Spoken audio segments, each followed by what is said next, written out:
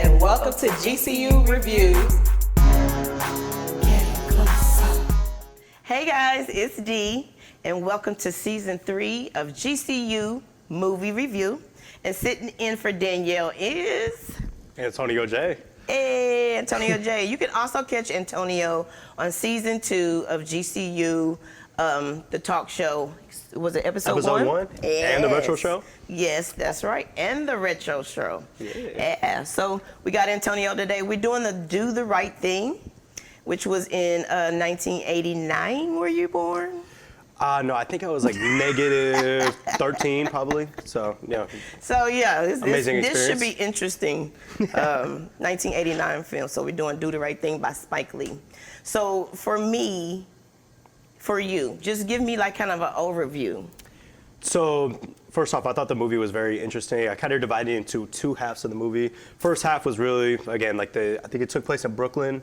So, like, you kind of like go through the neighborhood, start meeting all the characters. Like, you meet the main character, Mookie. Then he walks in, he's at the Pizza Hut, or not the pizza shop.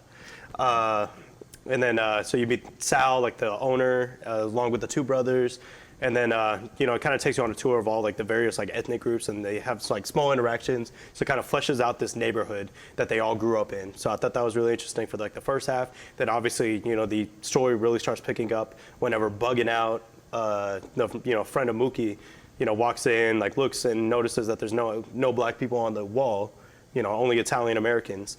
And, in the second half, he starts like working on the boycott. And then eventually we get to the scene where there's the police brutality after like a huge interaction. Right. So Spike Lee was Mookie, main character, Yep. obviously. And then, what's his name? Giancarlo Esposito. He was Bugging Out. He was. Right?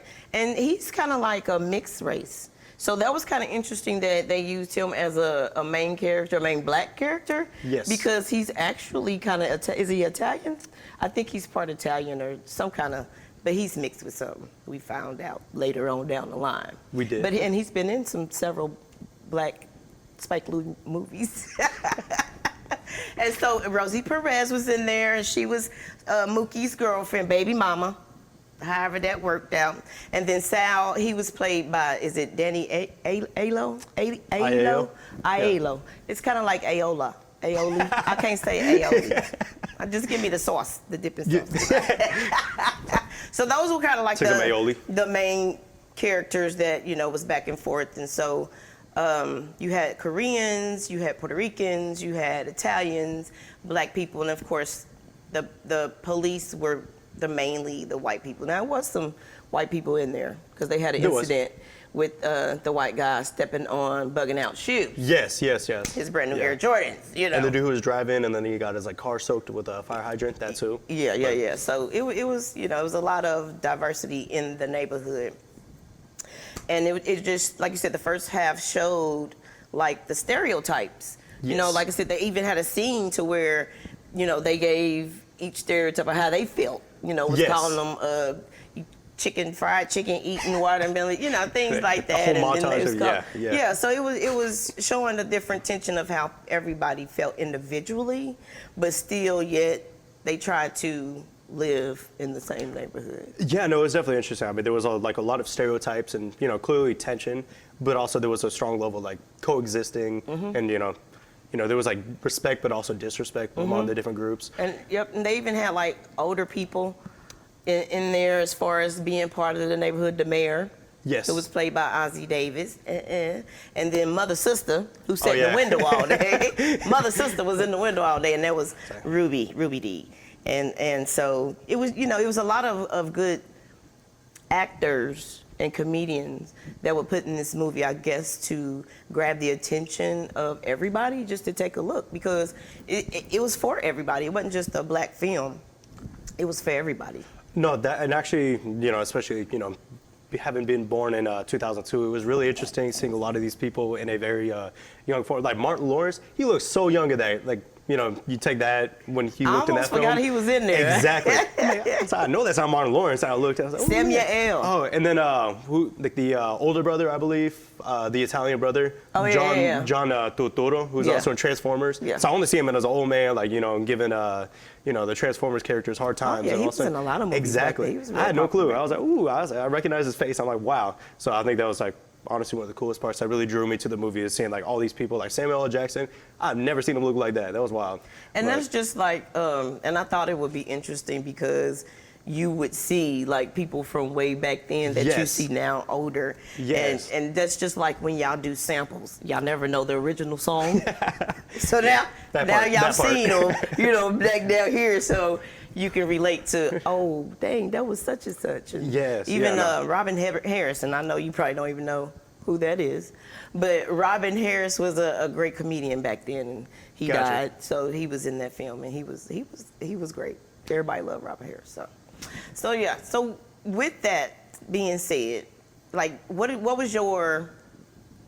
I know you said it was a turning point, and that turning point just happened to be when Radio Raheem, which was played by Bill Nunn. Love and Hate, or was it Love and Hate? Yep. And he was in there, Radio Raheem with the 20D batteries. What was your favorite scene, what was your favorite scene that I know that you can relate to? Oh, To absolutely. nowadays of what's going on.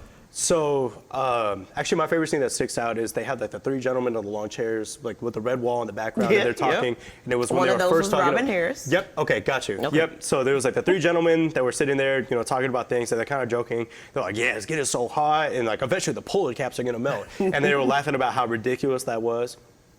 But and then also they kind of just started talking about how they started elaborating on the gentrification of Brooklyn itself, and how I was like, dang, they probably got off the boat like one year ago. They already got a business. Like, just know that as soon as like a black man own a business or a black person own a business, I'm gonna give them all my money. And then the person in the middle was like, nah, you're not gonna do nothing. Matter of fact, I'm finna go give them my money. So it's like really cool, like seeing that perspective of like the both sides of the coin of. Like, wait, we hate that they're gentrifying, but also, the person is calling out was like, well, if you talk about getting a business, like, get one started and stuff like that. I thought that was a really cool, like, both And sides that of the was coin. kind of said in a couple of times, just like when he was talking about the pictures on the walls.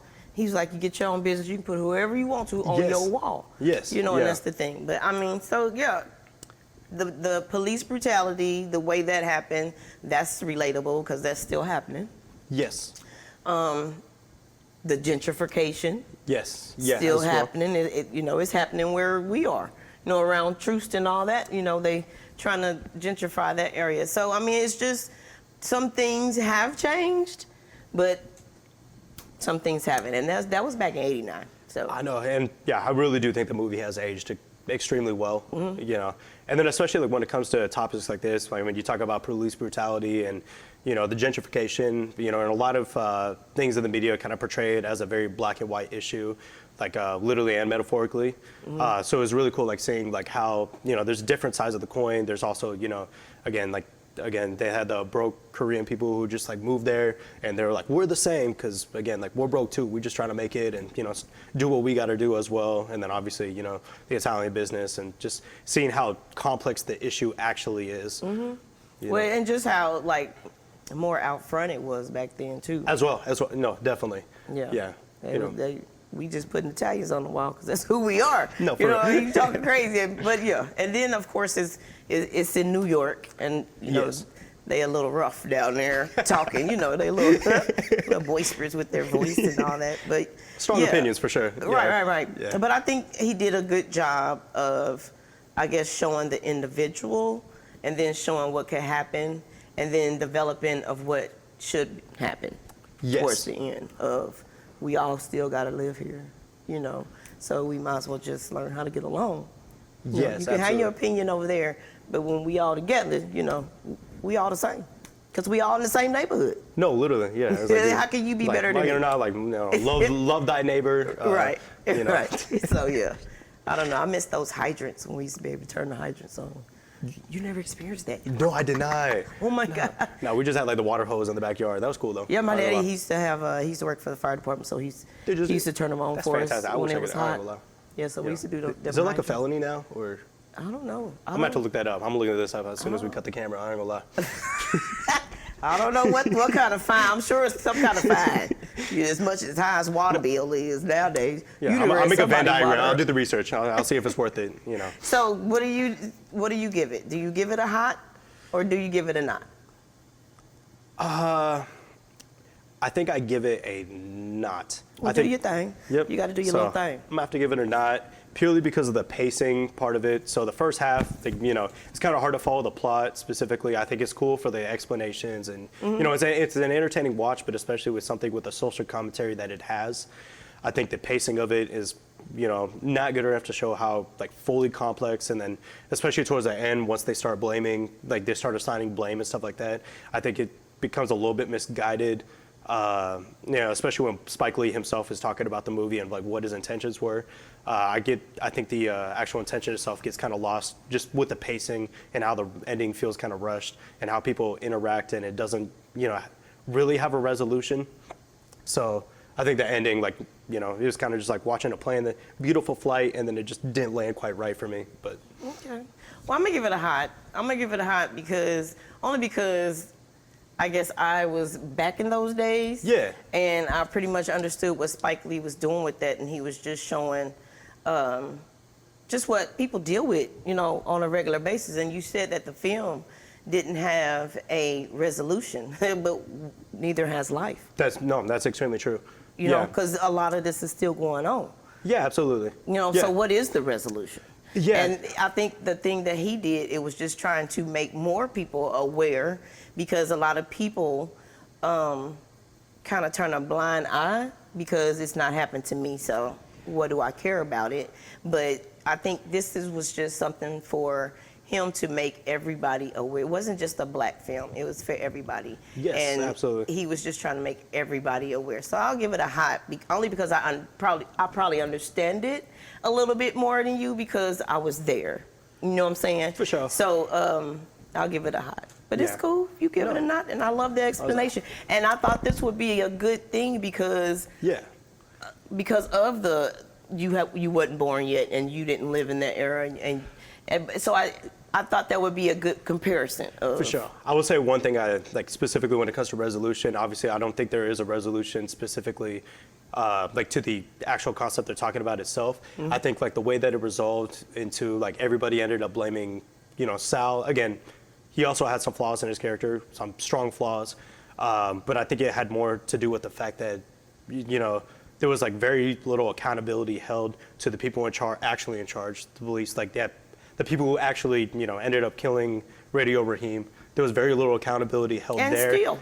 No, exactly. And Steele. Exactly. So I don't know. Just from my perspective. They had to bring somebody, because absolutely, of course the police wasn't going to take accountability. For sure.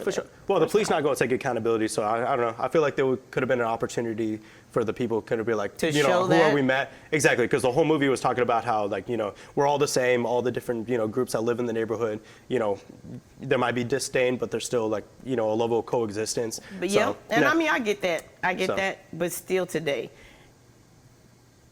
There's no accountability for police. For sure. But I don't know. I love it though. Thank you, Antonio. Yeah, absolutely. No, thank you. We made it. We made it through. Thank y'all for tuning in. We taking it back. We're gonna go back and do some old movies and remix some remixes and show y'all the originals. So y'all know what it is. So thanks for tuning in. Please go ahead and subscribe. Hit the notification button, like, share, and all of that. Y'all make sure y'all check out Antonio's episode. It's on the channel. Check him out. And we'll see you soon. And Danielle, she should be back. Get well soon, Daniela. Yes, girl. And we'll see you next time. Absolutely. Bye. And welcome to GCU Reviews.